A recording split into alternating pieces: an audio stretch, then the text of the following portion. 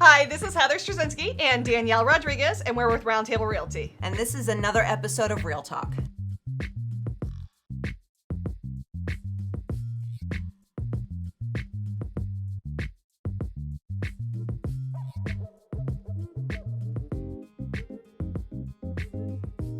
So, appraisals. Appraisals. We're talking about appraisals today.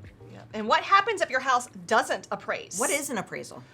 For those who might not know. Okay, well, this is what your bank says your house is worth. Right. So whoever is purchasing your home, their lender will have an appraiser come out and look at the home, and they will say your house is worth this. So when you list your home, you usually have a number in mind. Sometimes you might a little bit higher for a little wiggle room. We like wiggle room. But the problem is, and you may get that price all day long. Yep. You may get a ton of people offering you full price for your house. Especially if it's a seller's market. Seller's market. However, the appraiser is going to come in.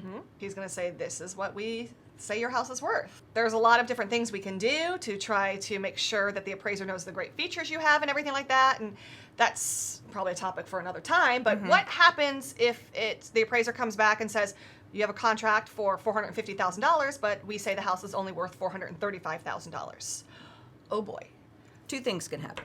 One is you need to come down to $435,000. Right. Because the buyer cannot get a loan for more than what the house appraises at. The second option is if the buyer really wants the house, they can bring the difference in cash to the table. So if it's only a couple $1,000s, we've had people make up that difference and bring the cash to the table. If it's a big chunk, a big amount, that might be a little dicey. Right, because not a lot of people have extra $15,000 sitting around that they can just, right, in their eyes, overpay for your house. Exactly. So in their eyes, they're thinking, I'm paying more than your house is worth. Now, if it's a house that if it's their last house and they're going to be in it for the next 10, 15, 20 years, they may want to do that if they really love the house, if it has great features that they want.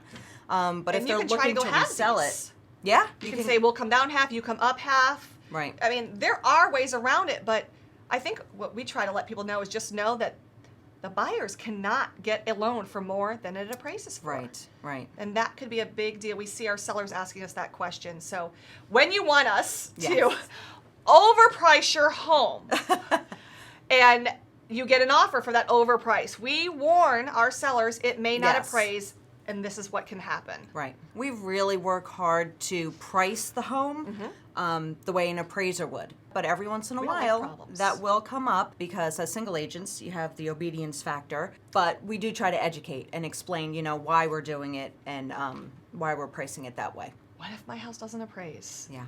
Don't freak out. Don't panic. We have options, and we will work through it. Yes. And now you know. I think we're going to end all our videos with it. Now you know. And now you know. Well, this was another episode of Real Talk. See you next time.